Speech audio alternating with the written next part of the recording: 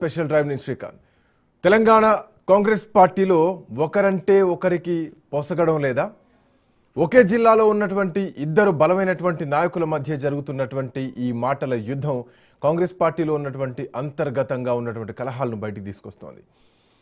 కోమటిరెడ్డి రాజగోపాల్ రెడ్డి చేసినటువంటి కామెంట్స్ ఏదైతే ఉందో, తుంగతుర్తి ఎమ్మెల్యే మందుల సామిల్కు నేనే టికెట్ ఇప్పించాను, నా ఇంటి చుట్టూ 100 సార్లు తిరిగితే తిరుపతిలో దర్శనంలో ఉన్నటువంటి నేను మందుల సామిల్కు హామీ ఇచ్చి అటు ఏనుగు రవీందర్ రెడ్డికి ఇటు మందుల సామిల్కు టికెట్ ఇప్పించింది నేను, ఈరోజు పార్టీలో ఏకుకు మేకై కూర్చుంటున్నారు అని ఆయన చేసినటువంటి కామెంట్స్ ఏవైతున్నాయో దానికి మందుల సామిల్ కూడా కౌంటర్ ఇచ్చారు. దళిత నియోజకవర్గం పైన మీ పెత్తనం ఏంది, కోమటిరెడ్డి బ్రదర్స్ పైన ఘాటు విమర్శలు చేయడం జరిగింది. నిన్న వచ్చినటువంటి లీడర్లు కాంగ్రెస్ పార్టీ టికెట్ తీసుకొని ఎమ్మెల్యేలు ఎంపీలు అయ్యారు. కార్యకర్తల్ని ఎక్కడికక్కడ ఇబ్బంది పెట్టినా ఊరుకునేటువంటి ప్రసక్తి లేదు. ఆయారాం గాయారాం నాయకులకు అసలు భయపడేదే లేదు.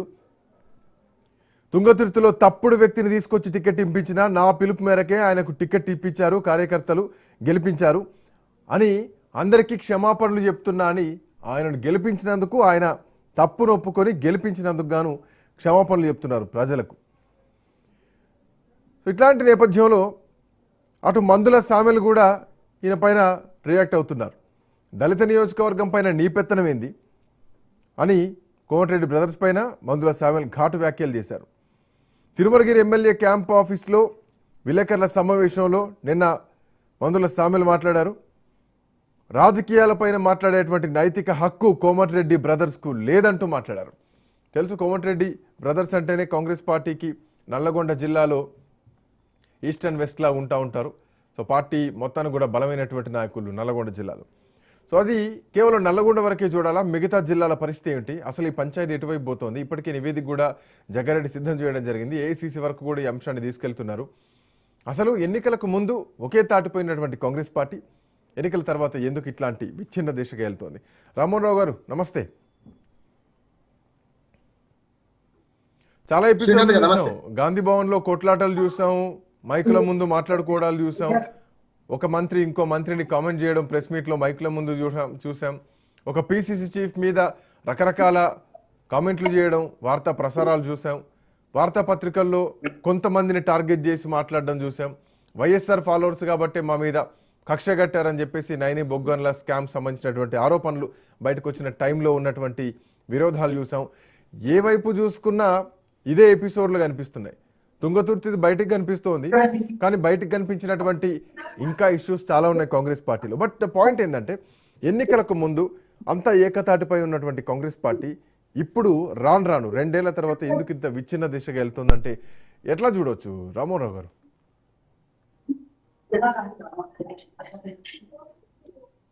శ్రీకాంత్ గారు, మీకు రాజ్ న్యూస్ కి వచ్చిన నమస్కారం. నమస్తే అండి. 2 విషయాలు మాట్లాడుకుంటున్నాం.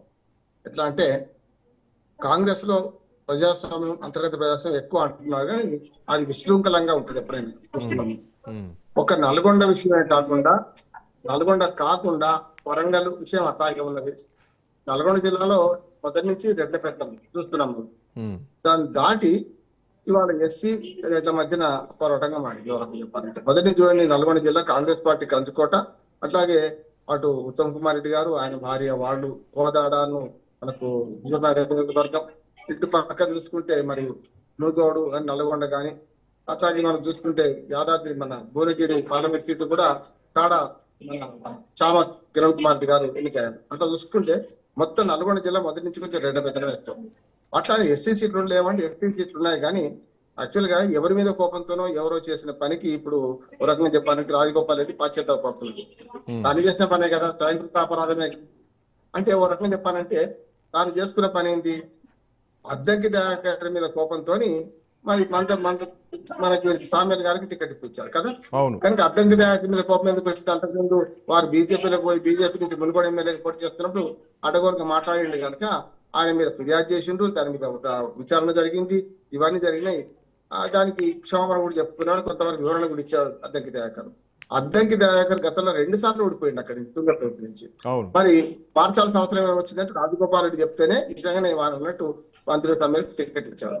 ఎందుకంటే ఎప్పుడైనా శ్రీకాంత్ గారు ఎప్పుడైనా సరే మన డ్రైవర్లకి పనిచేసిన వాళ్ళు లేకుంటే మన అనునాయులుగా ఉన్నారు రాజకీయాల్లో గోతులు తీస్తారు, తప్పనిసరి వాళ్ళ గురువుని మించిన శిష్యులు అవుతారు. చూస్తున్నాం ముఖ్యంగా గురువును మన మించి శిష్య గురువుకు ఎగనామం పెట్టే వాళ్ళు చాలా మంది రాజకీయాల్లో కొత్తగా నేను పేరు చెప్పను కానీ ఉదాహరణకు జయపాల్ రెడ్డి గారికి అట్లా జరిగింది, అట్లాగే ఇటు పక్కన మన పి జనార్దన్ రెడ్డి గారికి హైదరాబాద్ అట్లా జరిగింది. చూస్తే వందల ఉదాహరణలు దొరుకుతాయి మనకి. శిష్యుడే తిరగబడి మన ఈ గురువును పగనామాలు పెట్టే సందర్భం చూస్తా ఉన్నాం. కనుక నల్లగొండ జిల్లా రాజకీయాలలో స్పష్టంగా నిన్న కాక మొన్న జగ్గారెడ్డి పోయింది ఏంది, ఎమ్మెల్యే ముందా ఎంపీ ముందా అంటే ప్రోటోకాల్ ప్రకారం ఎమ్మెల్యే నియోజకవర్గాల కీలకము, ఎంపీ సెకండరీ అని చెప్పి నిజంగా ఒక ప్రోటోకాల్ చెప్పొచ్చాడు. చావక్ కిరణ్ కుమార్ రెడ్డి కొని మంత్రి సామెలు పడ్డాం. కనుక ఇప్పుడు రాజగోపాల్ రెడ్డితో వచ్చాడు.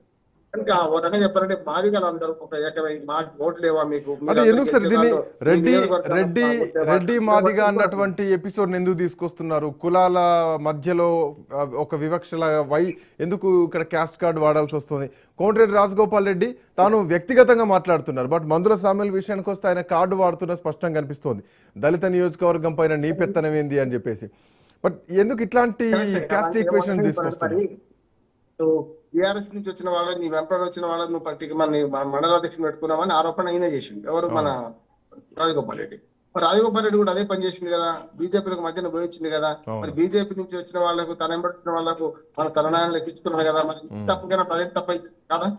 కానీ ఇవన్నీ ప్రశ్న జవాబు వస్తుంది కదా, ప్రశ్న జవాబు వస్తుంది కదా అంటున్నాం. అందుకని అవును. రెండోది ఏమైందంటే ఇంకొక మాట చెప్పొచ్చు, వరంగల్ జిల్లా రాజకీయం కూడా అట్లాగే ఉంది కదా శ్రీకాంత్ గారు. వరంగల్ జిల్లాలో చూడండి, అంతెందుకు ఎవరైనా కొంచెం ఒబీడియంట్ గా ఉండి కొంచెం ఒక మాట మతి మీరు మాట్లాడితే కత్తి వెంకటస్వామి గారికి అయితే మన శిక్షణ చర్య తీసుకుంటామని నోటీస్ పంపడం లేదా?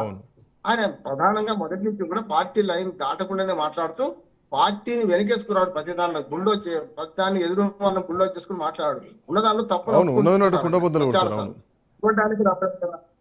అంతేందుకు ప్రతిసారి కూడా ఇప్పుడు ఫిర్యాదు చేసిన వాడిని బాధపడాల్సి వస్తుంది కదా. కొండా సురేఖ మీద మొత్తం ఎంపీలు ఎమ్మెల్యేలు ఫిర్యాదు చేసిండ్రు. వాడిని 10 సార్లు ఎమ్మెల్యేలు ఎంపీలను తిప్పుకొని ఫిర్యాదుదారుడే నిందితులు చేసిన సందర్భం చూసినాం కదా మనం. అంటే ఎవరు ఏ కార్డు వాడుకోరో కార్డు వాడుకుంటారు. ఇప్పుడు కొండా సురేఖ గారు బీసీ కార్డు వాడుకోలేదా? ప్రతిసారి ఇప్పుడు కేటీఆర్ మీద మాట్లాడినప్పుడు ఎవరు మందలించలే, చూసింది కదా. ఇవన్నీ చూస్తున్నాం మనం. అందుకని ఏమంటా అంటే ఇటు నల్లగొండ జిల్లాలో ప్రత్యేకంగా ముఖ్యంగా కాంగ్రెస్ రాజకీయం ఉంటుంది, దాంట్లో రెడ్డి రాజకీయం ఉంటుంది. దాంట్లో జరిగింది అంటున్నాను నేను. ఇది ఒకటే కాదు, అంతేందుకు అదే రాజగోపాల్ రెడ్డి గారే, మన కోమటిరెడ్డి వెంకటరెడ్డి గారే మనకు మన ముఖ్యమంత్రిగా అప్పుడు పిసిసి అధ్యక్షుడు తెచ్చుకోగానే ఏమన్నాడు, 100 కోట్ల రూపాయలు ఇచ్చి వచ్చినావు నువ్వు అన్నాడు. ఎవరు విమర్శించినట్టు? మరి ఆయన చర్యలు ఉన్నాయా? అంటే 100 కోట్లు ఎవరికి ఇస్తారు? సోనియా గాంధీకో, రాహుల్ గాంధీకో, ప్రియాంక గాంధీకో, ఖర్గే ఎక్కువ కదా. అంతేనా కదా? అప్పుడే చర్యలు ఇదే చర్యలు ఉంటాయంటే మీరు ఏం చేసినా చెల్తుంది. దళితులు, పేదలు, ముఖ్యంగా బలహీన వర్గాల వాళ్ళు ఏ మాత్రం మాట్లాడినా వాళ్ళ మీద క్రమశిక్షించాలని అనే సమస్య వస్తుంది కదా. రాజగోపాల్ రెడ్డి గారు గతంలో ఇదే రేవంత్ రెడ్డి గారి మీద మాట్లాడండి కదా, అప్పుడు చర్యలు తీసుకోవాలంటే మన మహేష్ కుమార్ గారు ఏమన్నారు, మాకు ఫిర్యాదు రాలేదు, ఎవరు ఫిర్యాదు చేయకపోతే నేను తీసుకుంటా అన్నాడు. సుమోట తీసుకోరా, పేపర్ కటింగ్ లేవా, అక్కడ ఎవరైనా ఫిర్యాదు చేసిన తీసుకుంటారా అనే సమస్య. ఇది ఆఖరికి కోమటిరెడ్డి బ్రదర్స్ మీద ఏకంగా ఏఐసిసికే ఫిర్యాదు చేస్తా అనేంత వరకు కూడా పోయింది. అంటే ఇక్కడ పిసిసి బలహీనంగా ఉంది, మీనాక్షి నటరాజన్ బలహీనంగా ఉన్నారు, ముఖ్యమంత్రి బలహీనంగా ఉన్నారు, ఏకంగా కేంద్ర నాయకత్వానికి ఫిర్యాదు చేస్తామనే కాడికి మందుల సామెలు మాట్లాడుతున్నారంటే రాష్ట్ర నాయకత్వం మొత్తం కూడా ఒక క్వశ్చన్ మార్క్ లోకి ఉంది కదా. పార్టీ పటిష్టత్వం క్వశ్చన్ మార్క్ లోకి వెళ్ళిపోవట్లా? ఖచ్చితంగా ఉంటుంది అంటారు. ఇప్పుడు కోమటిరెడ్డి రాజగోపాల్ రెడ్డి పార్టీ మారగానే కోమటిరెడ్డి వెంకటరెడ్డి చేసిన పని ఏంది? అమెరికాలో కూర్చొని తమ్ముని కోటి పార్టీ పెట్టి జాంతానే చూడకుండి నా తమ్ముని కేసు చెప్పినా చెప్పలేదా? అప్పుడు ఆయన చర్యలు తీసుకుంటే మంత్రి కదా ఆయన. మళ్ళీ నాకు మంత్రివర్గం స్థానం ఇస్తలేరు, మేము ఇద్దరు అన్నదమ్ములు, నేను తెలియదు. అంతకుముందు నాకు హామీ ఇచ్చారు, వినోద్ మన వివేక్ కు స్థానం ఇచ్చారు, హామీ ఇచ్చింది కదా. నాకు ఇచ్చారు, పొంగులేటి శ్రీనివాసరెడ్డికి ఇచ్చారు. వాళ్ళు ఇద్దరికి ఇచ్చి నాకు ఎందుకు ఇవ్వలేదు అడుగుతాడు. అడిగింది కదా, అడిగినప్పుడు ఏం చెప్పలే కదా కదా. బట్ మంత్రివర్గ విస్తరణ విషయంలో ఆయనకు రావాల్సినటువంటి మంత్రివర్గ కేబినెట్ స్థానం కోసం ఆయన ఇప్పటికీ జానారెడ్డిని విభేదించారు, జానారెడ్డిని ఏకంగా ఆయన విమర్శించారు, ఆ తర్వాత రేవంత్ రెడ్డిని విమర్శించారు. అవసరమైతే సీఎం కుర్చీ కోసమే కొట్లాడదాం, మునుగోడుకు రాజీనామా చేస్తా అన్నటువంటి సంచలన స్టేట్మెంట్ ఇచ్చారు.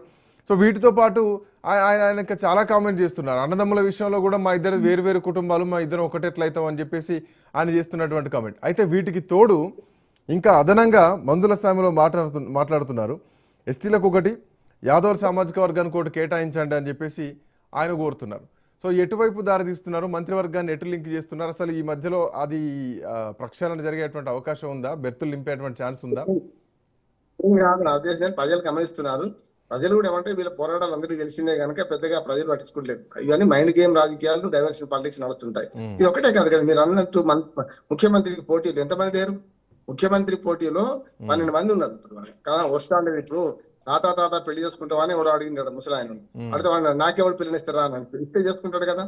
జగన్ రెడ్డి ఏమన్నాడు, 10 ఏళ్ళు రేవంత్ రెడ్డి తర్వాత నేనే ముఖ్యమంత్రి అన్నాడు కదా. మొత్తం గుర్తపట్టుకుంటే కదా వీళ్ళందరూ కదా. అట్లా ముఖ్యమంత్రి రేస్ లో చాలా మంది ఉన్నారు అంటున్నాను.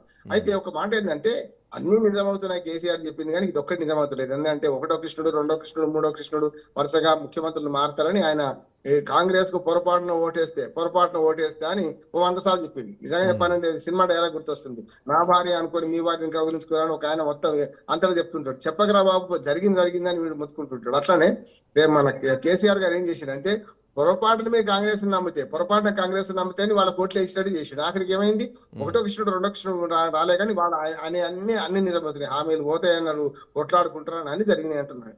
ఇక్కడికి వచ్చేవరకల్లా ఒక మాట మాట్లాడుకోవచ్చు ఏంటంటే, మా మీనాక్షి నటరాజన్ గారు కొత్తగా వచ్చినప్పుడు కొంత భయపడ్డారు అటో ఇటో. ఆమె నిజాయితీ పారాలి ఇప్పటికి కూడా. గతంలో ఉన్న ఇన్ఛార్జీల కంటే 1,00,000 వాళ్ళనే కదా. నా ఉద్దేశం ఏంటంటే ఈ గులాం నబీ ఆజాద్, మన దిగ్విజయ్ సింగ్, మొన్నటిగా ఉన్న మన ఆమె పెద్ద బొట్టు పెట్టుకుంటే ఆమె ఉండే కదా, ఆమె వీళ్ళందరూ పోయిన తర్వాత ఈమె వచ్చిన తర్వాత కొంతవరకు రిపోర్టు సరిగ్గా ఇస్తుందని అనుకుంటున్నారు. కాబట్టి అధిష్టాన వర్గం ఇప్పుడు ముఖ్యమంత్రిని మార్చే పరిస్థితి కూడా లేదంటున్నాను. దానికి వేరే కారణాలు ఉన్నాయి. ఇప్పుడు మూటలా మాటలా అనే మాట నడుస్తుంది, మనం అనొద్దు. కానీ టీఆర్ఎస్ అంటుంది కదా, వాళ్ళు మూటలు పోస్తున్నారు, మాటలు మాట్లాడుతున్నారని. అందుకని ఇంకొక మాట చెప్పొచ్చు, ఇవాళ కాంగ్రెస్ లో 3 వర్గాలు అయిపోయినాయి శ్రీకాంత్. ఒకటేమో కట్టర్ కాంగ్రెస్, హనుమంతరావు అందాం, ఇక 10 మంది పేరు చెప్తే నన్ను మర్చిపోయిన ఇంకొక ఆయన అనుకోవచ్చు. హనుమంతరావు గారు లాంటి వాళ్ళు కట్టర్. జానారెడ్డి గారు, మొన్న జీవన్ రెడ్డి గారు కూడా టీడీపీ నుంచి వచ్చిన వాళ్ళే కదా. కట్టర్ కాంగ్రెస్ అంటే ఏ పార్టీలోకి పోనాడు, ఇవాళ కాంగ్రెస్ జెండా కప్పుకుందామంటే హనుమంతరావు అంటే కొందరే ఉన్నారు ఇప్పటికి బతుకున్నారు. పోతే 2వ వర్గం ఏంటి, తెలుగుదేశం నుంచి ఇందులో చేరిన వాళ్ళు రేవంత్ రెడ్డితో సహా కదా కాంగ్రెస్. ఇంకోటి బీఆర్ఎస్ సైకిల్ కాంగ్రెస్, మొన్న శేషు గారు అన్నారు సైకిల్ కాంగ్రెస్ అని. అంతే సైకిల్ కాంగ్రెస్. 3వది ఏంటంటే ఈ పక్కన మనకు బీఆర్ఎస్ నుంచి టీఆర్ఎస్ నుంచి వచ్చిన వాళ్ళు 3 వర్గాలు ఉన్నాయి కదా. ఒరిజినల్ గా కాంగ్రెస్ ఒరిజినల్ వాళ్ళను కావాలని వెనకబెట్టి చేస్తున్నారు, వాళ్ళ మీద ఆరోపణలు చేస్తున్నారు, లేకపోతే వాళ్ళని పక్కన పెట్టేస్తున్నారు అనే ఆరోపణ రేవంత్ రెడ్డి గారు ఆ కాంగ్రెస్ పార్టీ నుంచి ఎదుర్కొంటున్నారు కదా, చూస్తున్నాం కదా మనం. అటువంటిప్పుడు ఇది చిలికి గాలి వాళ్ళ అయితే అనుకుంటలేను. కానీ ఇప్పుడు వరంగల్ ఎపిసోడ్ చూసినాం మనం, అక్కడికి పోయిందా ఉన్నదో తెలియదు. అట్లాగే మిగతా మనకు మన ఆదిలాబాద్ ఎపిసోడ్ కూడా చూసినాం కదా. ఆదిలాబాద్ అంటే మంచిర్యాల జిల్లా, ప్రేమ్ సాగర్ రావు గారికి వివేక్ చూసింది కదా. ఒకటే కుటుంబానికి 3 పదవులు అనే మాట వచ్చింది. మళ్ళీ మాళ్ళకు కూడా అక్కడ నడుస్తున్నారు మళ్ళీ ఇప్పుడు మొత్తం రాష్ట్రంలో కూడా. అంటే ఒకే కుటుంబానికి 3 కదా, గడ్డం వినోద్ కుమార్, గడ్డం వివేక్ మంత్రి, అట్లాగే గడ్డం వంశీ మన పెద్దపల్లి ఎంపీ. చూసింది కదా మీరు, 3 మళ్ళీ పోయినాయి కదా అనే మాట వస్తుందా లేదంటారా? ప్రేమ్ సాగర్ రావు గారు అదే అన్నారు, ఒకటే కుటుంబానికి 3 పదవులు ఇస్తారు, నాకు మంత్రి పదవి ఇయ్యారని. ఇప్పుడు సుదర్శన్ రెడ్డి గారిని నిజామాబాద్ శాంతపరిచారు. కానీ ఇప్పుడు ఈ పంచాయతీల్లో తేనెతట్టు లాంటి మంత్రి పదవుల విషయాన్ని కూడా మందుల శామలు కదిలిచ్చారు. నాకు మంత్రి పదవి ఎట్లెట్లు రాదు, నేను అర్హుడిని అని చెప్పేసి రాజగోపాల్ రెడ్డి మాట్లాడుతున్నారు. ఈ గొడవల మధ్యలో ఈ మధ్య కాలంలో పార్లమెంట్ సమావేశాల ముందు మీనాక్షి నటరాజన్ హైదరాబాద్కు వచ్చినప్పుడు ఇక్కడటువంటి ఎంపీలతో ప్రత్యేకంగా సమావేశం అయ్యారు. ఆ రోజు కొండా సురేఖ ఇష్యూ గురించి, కడియం శ్రీహరి ఇష్యూ గురించి, లేదంటే తుంగతుర్తి ఇష్యూ గురించి అన్నిటి గురించి మాట్లాడారు. ఆ తర్వాత మరుసటి రోజు డీసీసీలో ఎవరైతే ఉన్నారో, జిల్లా స్థాయి అధ్యక్షులు ఎవరైతే ఉన్నారో వాళ్ళందరితో కూడా 1-to-1 మాట్లాడడం జరిగింది. సో దీని వెనకాల కసరత్తు ఏం జరుగుతుంది అనుకోవాలా? ఇక తొందరలోనే కాంగ్రెస్ పార్టీలో మీనాక్షి నటరాజన్ హ్యాండ్ ఓవర్ అయిన తర్వాత, ఈ భేటీల తర్వాత ఒక భారీ ప్రక్షాళన ఏమైనా ఉండేటువంటి అవకాశం ఉంటుందా? ఏమి చేయరు, చూడండి ఏమి చేయరు. వరి వాడే పోతారు, వండకి నేను మేమే పోతాం అనేది ఉంటది. కాంగ్రెస్ పార్టీ అటు ఏమి ఉండవు. నా ఉద్దేశం ఏంటంటే ముఖ్యమంత్రి మార్పు కూడా ఇప్పుడు జరగదు. ఎందుకంటే రేవంత్ రెడ్డి గారు చాలా ప్లాన్డ్ గా, ఒక రకంగా చెప్పాలంటే కేసీఆర్ ఎంత రాజకీయ అనుభవంతో పోతున్నాడో మాటలు మాట్లాడుతుండొచ్చు. కానీ కాంగ్రెస్ పార్టీ జాతకం తెలిసిన వాడు, తెలుగుదేశంలో ఉండి బాగా గమనించిన వాడు అటుపక్క నుంచి కనుక ఇవాళ తనను మార్చే పరిస్థితి లేకుండా చేసుకున్నాడు. మరొక ఏకనాథ్ షిండే అవుతారని నేను అన్నమాట కదా. బీఆర్ఎస్ అంటుంటే కాంగ్రెస్ లో ఉన్న వాళ్ళు కూడా, నా మిత్రులు చాలా మంది కాంగ్రెస్ లో ఉన్నారు. ఒకవేళ కాంగ్రెస్ పార్టీని మారుస్తామనగానే 40 మంది ఎమ్మెల్యేలతో జంపు చేయాలని అవుతారు చూడండి అని రేవంత్ రెడ్డి గారు చెప్తున్నారు. అంటే కాంగ్రెస్ పార్టీ భయం కాంగ్రెస్ ఉండదా? ఉన్న ఒక గంజిలో పోయినట్టు కర్ణాటక, మన తెలంగాణ, కేరళ, మన హిమాచల్ ప్రదేశ్ 4 చోట్ల ఉంది. ఉండకపోతే కష్టం కదా అనే మాట ఉంటున్నది. బీజేపీ వాళ్ళకి నష్టం ఏం లేదు. ఎందుకంటే తాను మొదలు నా స్కూల్ ఆర్ఎస్ఎస్ అని చెప్పిందే కదా. రేవంత్ రెడ్డి గారు అన్నారు కదా, నేను ఎక్కలు దొరుకున్నా నేను కాబట్టి చేసిన అన్నారు కదా, అంతే కదా. అందుకని సమస్య లేదు. ఇవాళ ముఖ్యమంత్రిని మార్చే ధైర్యం చేయరు. కానీ వీళ్ళు ఎంత కొట్టుకున్నా చివరికి ఒక మాట చెప్పొచ్చు శ్రీకాంత్ గారు, ఏంటంటే కాంగ్రెస్ లో 4 విమర్శిస్తే పదవులు పోతాయి, 4 విడిచిపెడితే ఏమైనా కావచ్చు. వీళ్ళు కనుక చచ్చిన ఏం కాదు. ఒకటి సోనియా గాంధీ, రెండు రాహుల్ గాంధీ, ప్రియాంక గాంధీ. సరే అధిష్టానము అంటే నేను కాదని ఆయన అనుకున్నా కూడా పార్టీ జాతీయ అధ్యక్షుడు కనుక మల్లికార్జున ఖర్గే, ఈ 4 మినహాయించి ఎవరిని ఇబ్బంది తెచ్చుకునే ఏం కాదు. జరుగుతుంది కదా. అంటే జాతీయ అధిష్టానం ఎట్లా చూస్తుంది సార్? ఇక్కడ అంత తీవ్రంగా గొడవలు అవుతున్నాయి, అంత తీవ్రంగా కాంగ్రెస్ పార్టీలో అల్లకల్లోలం అవుతుందని జాతీయ అధిష్టానం గ్రహించట్లేదా? అంటే ఒక కర్ణాటక స్థాయిలో లేదంటే ముఖ్యమంత్రి పదవి కోసం కేరళ స్థాయిలో ఉన్నటువంటి అంతటి ఆందోళనకర పరిస్థితి తెలంగాణలో లేదని భావిస్తోందా? సో ఇవన్నీ టీకప్లో సునామీ లాంటిదిగా చూడాలా? మనం ఎట్లా చూడాలి? ఇప్పుడు మేనేజ్మెంట్ అంటే పొలిటికల్ మేనేజ్మెంట్ అంటారు, మన ఎకనామికల్ మేనేజ్మెంట్ అంటారు. 2 నడుస్తున్నాయి. పొలిటికల్ మేనేజ్మెంట్ ఏమో పెద్ద బడే బాయ్ చోటే బాయ్ రాజకీయాలు నడుస్తున్నాయి. ఇప్పుడు ఇట్లా అంటుంటే బీజేపీకి కావాల్సింది ఏంటంటే ముఖ్యమంత్రి అయ్యే అభ్యర్థులు కావాలంతే. బీజేపీ కావాల్సింది అయితే హరీష్ రావా లేకుంటే రేవంత్ రెడ్డి, అంతే కదా వాళ్ళకి కావాల్సింది. హరీష్ రావు పోడా తర్వాత సంగతి, ఒకరైతే వస్తుంది కదా. అందుకని ఇప్పుడు హేమంత్ బిశ్వ శర్మ అస్సాంలో మొత్తం పార్టీ మారే తెల్లారి ప్రభుత్వం వచ్చింది కదా. కదా చాలా చోట్ల మొత్తం షిఫ్ట్ అయిపోయింది కదా, మొత్తం రెజ్యూమే షిఫ్ట్ అయిపోయింది కదా. ఇక్కడ కూడా జరుగుతుందనే భయంతో ఉన్నారు కనుక అధిష్టాన వర్గం ఇక్కడ ఏం పట్టించుకోండి, మీరు కొట్టచ్చామండి, మీరు తెలుసుకోండి అంటది. కాకపోతే గట్టిగా బాగా ప్రమాదం అన్నప్పుడు కొంచెం మందలిస్తారు, అంతే తప్ప ఇంకో 2.5 ఏళ్ళు ప్రభుత్వంలో ఉంటారు. ప్రభుత్వంలో ఉన్నప్పుడు ఖచ్చితంగా మన అధిష్టాన వర్గానికి ఈ 4 రాష్ట్రాలు దిక్కు. హిమాచల్ ప్రదేశ్ చాలా చిన్న రాష్ట్రం. కర్ణాటకలో ఈ ఎపిసోడ్లను రేవంత్ రెడ్డి సీరియస్గా తీసుకోవట్లేదా? రేవంత్ రెడ్డి పట్టించుకోవట్లేదా? ఒకవైపు పరిపాలన చూడాలి, ఆర్థిక పరిస్థితి చూడాలి, సమీక్షలు, అఫ్కోర్స్ పబ్లిక్ ఇష్యూస్ ఉంటాయి, పథకాలు ఉంటాయి. ఒకవైపు ప్రతిపక్షం కూడా బలంగా ఉంది. ఎప్పటికప్పుడు ప్రతిపక్షం అసలు కోలుకోలేకుండా, ఊపిరాడకుండా కౌంటర్లు వేస్తూనే ఉంది. ఇన్నిటి మధ్యలో పార్టీని పట్టించుకునేటువంటి పరిస్థితుల్లో లేరా? గతంలో పిసిసి అధ్యక్షుడిగా ఉన్నప్పటి రేవంత్ రెడ్డికి, ముఖ్యమంత్రి తర్వాత రేవంత్ రెడ్డికి కొంత తేడా కనిపిస్తుందా? 2 ఏళ్ల తర్వాత ఈ గొడవలు సద్దుమణించలేకపోతున్నారు కదా. ఇప్పుడు కంపునోరులో నోరు పెడితే మన నోరు కూడా పోద్ది కదా. ఉదాహరణకు కోమటిరెడ్డి బ్రదర్స్ తో ఎప్పుడు పెట్టుకోవడానికి ఇష్టపడరు. ఉత్తమ్ కుమార్ అంటే ఉత్తమ్ కుమార్ గారు ఇటువంటి కొంచెం ఈ రాజకీయాలు చేయడానికి అది బాగుంటది కనుక ఈ కోమటిరెడ్డి బ్రదర్స్ వెంబడి వాళ్ళ నోట్లో నోరు పెట్టడానికి ఎవరు సిద్ధపడతలేరు. రేవంత్ రెడ్డి గారు లాంటి వాళ్ళు కూడా లంపెన్ కింది నుంచి వచ్చిన వాడు కూడా ఆ పని చేస్తలేడు. ఎందుకంటే పని చేస్తే వాళ్ళు తింటారు కదా, నువ్వు ఎక్కడి నుంచి వచ్చినావు అంటారు కదా. సమస్య కాదు అన్నారు, ఇదివరకు అన్నారు, ఇప్పుడు అంటారు కూడా మళ్ళీ కొత్తగా అని అనిపించుకోవడం. ఎందుకని రేవంత్ రెడ్డి గారు చాలా హుందాగా, ఇటువంటి విషయాలు మాత్రం హుందాగా ఉంటాడు. పార్టీలో ఎన్ని జరగని మొదట్లో పిసిసి అధ్యక్షుడిగా చాలా అవరోధాలు ఎదుర్కొన్నా కూడా జానారెడ్డి కలిసి వచ్చిండు, హనుమంతరావు కలిసి వచ్చి, ఇళ్ళకి పోయి కలిసి వచ్చిండు, హాస్పిటల్కి పోయి కలిసి వచ్చిండు కదా. కనుక మెల్లమెల్లగా పార్టీలో అట్లానే ప్రభుత్వంలో పట్టు సాధించుకుంటాడు రేవంత్ రెడ్డి. ఇప్పుడు అనవసరంగా వీళ్ళ గొడవలో పోయి అనేది నష్టపోతాడు. ఒక రకంగా చెప్పాలంటే రేవంత్ రెడ్డికి మా రాజగోపాల్ రెడ్డి లేకపోతే మందుల స్వామి అంటే మెల్లగా వెనక నుంచి మందుల స్వామికి మద్దతు ఇస్తాడు. రాజగోపాల్ రెడ్డికి కూడా నష్టం లేదు, లాభం లేదు. కనుక ఇప్పుడు ఏమైందంటే మందుల స్వామ్యాలు ఓ రకంగా చెప్పాలంటే నీ పని నువ్వు చేసుకోమంటే రేపు చేస్తారు. ఇప్పుడు నా ఉద్దేశం ఏంటంటే ఆ నియోజకవర్గంలో ఎంత గెలిపించినా సరే నీ నియోజకవర్గం చూసుకొని నీ కంపు మొదలు కనుక్కో అంటున్నాడు కదా. మంత్రుల సభ్యులు కరెక్ట్ కౌంటర్ ఇచ్చిండు, నీ మునుగోడు కంపు నువ్వు కనుక్కో అన్నాడు. ఇంకోటి మాట చెప్తున్నాడు, కోమటిరెడ్డి వెంకటరెడ్డి గారిని 4 సార్లు ఆహ్వానించిన నా రోడ్లు పాడైంది బాగా చేయండి అని అంటే పట్టించుకోలేదని కూడా మాట స్వామి అన్నాడు కూడా. ఏదైనా సరే కాంగ్రెస్ పార్టీ అంతర్గత ప్రజాస్వామ్యం పేరు మీద విశృంఖలత ఉంటది. ఇది ఎన్నికలకు వచ్చినా అందరు కలుస్తారు, మళ్ళీ పనిచేస్తారు. చూడండి. Let's see sir. Thanks for joining. So Congress పార్టీలో ఉన్నటువంటి అంతర్గత కలహాలకు ఎలాంటి సొల్యూషన్స్ ఉండబోతున్నాయి? సో ఢిల్లీ దూత మీనాక్షి నటరాజన్కు బాధ్యతలు అప్పగించినట్టు స్పష్టంగా అర్థమవుతోంది. సో ఈ ఆపరేషన్ తర్వాత, అంటే మీనాక్షి నటరాజన్ చేయబోయేటువంటి ఈ ఆపరేషన్ తర్వాత కాంగ్రెస్ పార్టీలో ఏమైనా అలజడి తగ్గేటువంటి అవకాశం ఉంటుందా? సో అందరూ ఏకమయ్యేటువంటి అవకాశం ఉంటుందా? లేదంటే ఎన్నికల వరకు ఇక ఇదే తంతు కొనసాగుతుందా? చూడాలి. That's all for now. Next updates continue అయితే కీప్ వాచింగ్ రాజ్ న్యూస్.